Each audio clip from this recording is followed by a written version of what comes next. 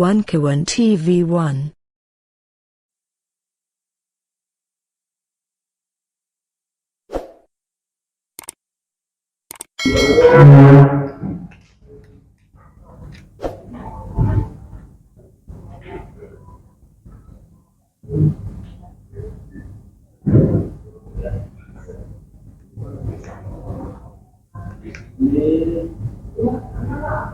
Jawaban dan ya eksepsinya ya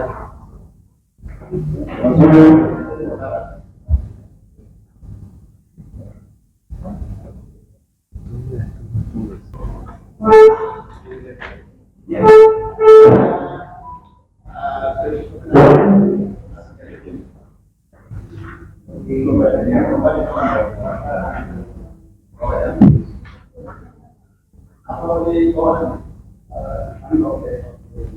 kalau pendidikan sesuai apa dan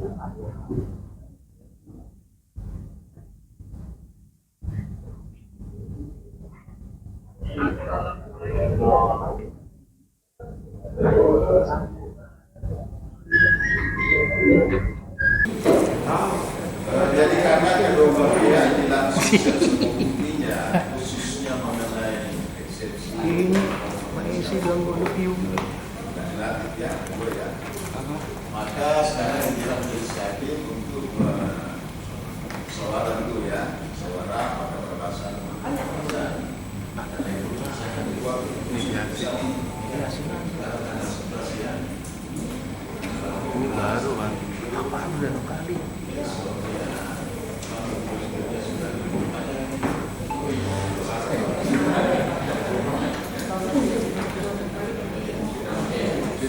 tanggal 25 ya, hari Selasa tanggal 25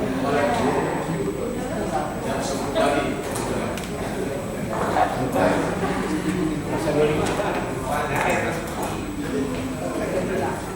Jadi nanti dilihat di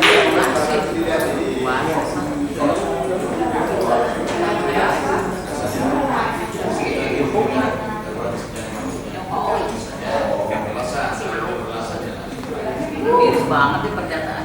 Oke. Baiklah, saya kira sudah cukup. Sejak ditunda hari Selasa tanggal 25.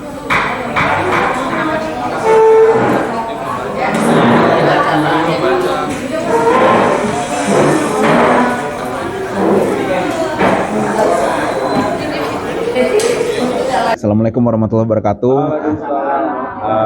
Alhamdulillah hari ini setelah selesai persidangan kesekian kalinya dengan agenda pembuktian gugatan terhadap Joko Widodo dari 7 prinsipal, antara lain Pak Edi Mulyadi yang saat ini hadir di sebelah saya.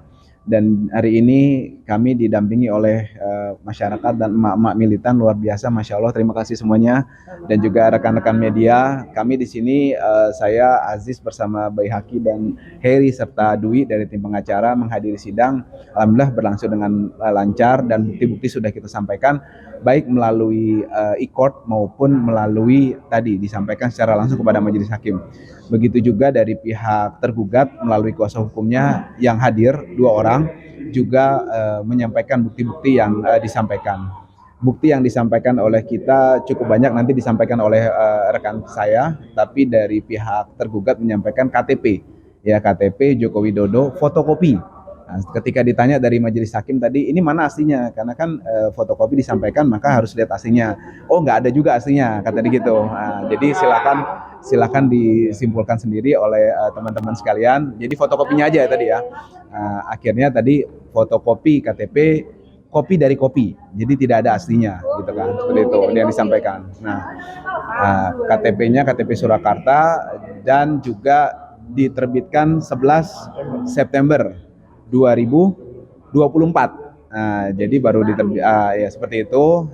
Untuk kemudian dari kami bukti-bukti disampaikan oleh rekan kami, silakan Mas Bayhaqi. Baik, terima kasih. Tadi seperti Bang Haji sampaikan, kita udah sampaikan 3 bukti untuk memperkuat bahwa mereka itu kan menyanggah bahwa mereka itu tidak berdomisili di Jakarta. Nah, kita sampaikan bahwa kita memiliki bukti bahwa Pengadilan Jakarta Pusat memiliki kewenangan untuk mengadili perkara ini. Tadi ada beberapa bukti IT yang kita sampaikan diterima oleh hakim, ada 3. Sehingga selain itu juga kita sampaikan dalam jawaban kita, dalam replik kita sudah ada bahwa ketika itu ada utusan dari Joko Widodo untuk menghadiri persidangan ini sebelum dirinya lengser. Ada kegiatan-kegiatan mereka segala macam, kita sudah sampaikan di bukti yang kita sampaikan ke hakim tadi. Tuh. Baik, itu dari kami tim kuasa hukum. Mungkin dari prinsipal Pak Edi Mulyadi ada sepatah dua patah kata, dipersilakan. Bismillahirrahmanirrahim. Assalamualaikum warahmatullahi wabarakatuh. Alhamdulillah, salawat dan salam semoga Allah limpahkan kepada Nabi Muhammad SAW, keluarga, sahabat dan pengikutnya yang setia dengan risalahnya hingga akhir zaman kelak. Amin. Teman-teman, untuk kesekian kalinya sebetulnya persidangan hari ini menunjukkan bahwa Jokowi tidak punya niat baik, ya, tidak punya niat baik, dan memang saya nggak tahu kalau setiap orang itu ada sisi baik, ada sisi buruknya. Tapi sepertinya Jokowi nggak punya stok kebaikan sama sekali, ya. Jadi semua kelakuannya itu cenderung justru menyusahkan rakyat. Bahkan untuk sekadar datang kemari pun tidak pernah hadir. Dan kita kan sering berurusan dengan Jokowi, bukan baru kali ini, ya kan. Antara lain dengan sejak zaman di Solo, ya, Gus Nur dan Bambang Tri nggak pernah hadir juga. Bahkan tadi Ajis mengatakan sekadar KTP pun aslinya tidak disertakan. Jadi kita ingat ketika sidang Gus Nur di Solo, saya ikut hadir dengan beberapa kawan lain seperti Egy Sujana dan Refli Harun. Itu ternyata bahwa semua saksi yang dihadirkan, bahkan kepala sekolah SMA-nya pun ketika menandatangani surat fotokopi legalisir ijazah itu mengaku menyatakan tidak pernah melihat ijazah aslinya. Padahal kalau kita ingat dulu lulus SMA, kita fotokopi ijazah kita mau 10, 20 atau berapa untuk distempel legalisir oleh sekolah, itu selalu disertakan ijazah aslinya. Tapi kepala sekolah waktu itu menyatakan tidak melihat ijazah aslinya. Nah sekarang untuk perkara KTP saja dia tidak bisa dan tidak mau menunjukkan. Dan penasihat hukumnya itu yang laki-laki itu kan dokter. Kita ingat waktu masih mediasi, ya saya sempat ngotot, saya tanya sama dia bagaimana bentuk komunikasi kalian dengan Joko Widodo. Apakah langsung bisa bertemu dan menyampaikan konsultasinya atau melalui Pratikno atau siapapun orangnya. Nah si dokter hukum itu mengatakan kami langsung ketemu Pak. Saya bilang kalau gitu tolong kasih tahu Joko Widodo, hormati hukum, hormati pengadilan, jangan merasa masih menjadi presiden. Dia harus datang. Kalaupun tidak datang lengkapi surat-surat yang diperlukan. Nah ternyata masih soal KTP saja mereka tidak penuhi. Dan saya kira teman-teman sekalian ini bukan mereka tidak tahu, apalagi untuk seorang dokter hukum, pasti mereka paham betul bagaimana cara beracara di pengadilan, pasti paham betul surat-suratnya seperti apa dan sebagainya. Tadi saya nggak tahu istilah apa, maksudnya apa, tapi majelis hakim menanyakan kepada kuasa Jokowi, apakah hak kuasa Anda kuasa absolut atau terbatas? Relatif ya istilahnya ya. Saya nggak ngerti maksudnya apa, tapi dia mengatakan relatif dan terbatas. Nah itu nggak ngerti tuh maksudnya apa. Tapi saya kembali membaca aroma bahwa memang Jokowi sengaja satu tidak berniat menghormati hukum. Kedua, memang dia sengaja mengulur-ulur waktu. Tapi begini, buat hakim, ya, saya nggak tahu tata cara beracara di persidangan, cuman saya terus terang capek, ya, menghadapi manusia satu Jokowi ini. Mohon dengan sangat bahwa hakim bekerjalah dengan satset gitu loh, nggak usah terlalu terpaku dan menggunakan normatif untuk memperlambat pengadilan, ya gitu ya. Dan kita juga sebetulnya harapannya nggak banyak kok, cuma nuntut dia 5.267 triliun aja kok, nggak banyak kan ya. Nggak banyak lah, 5.267 triliun aja itu kepada Jokowi untuk diserahkan kepada negara kan gitu kan ya. Habib Rizik bahkan mengatakan sebagian itu akan diserahkan pada Prabowo untuk membantu program makan gizi gratis, ya kan? Kalau kepada para penggugat prinsipal cuma minta bayar Rp1 saja, ya Rp1 saja.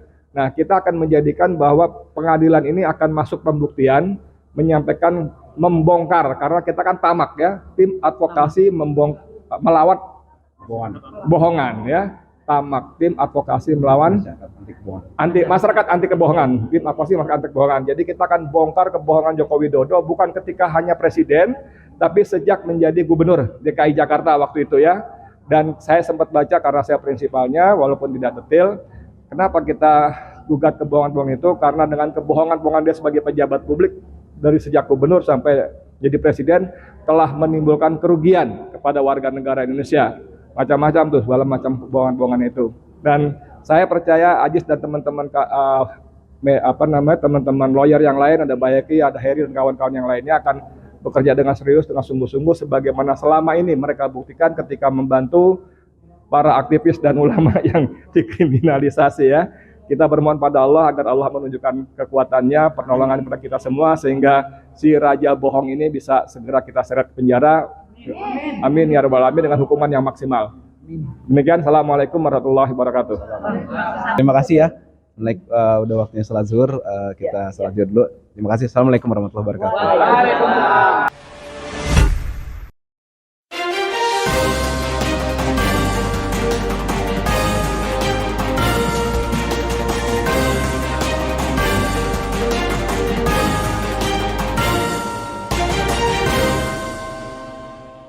One K1 TV1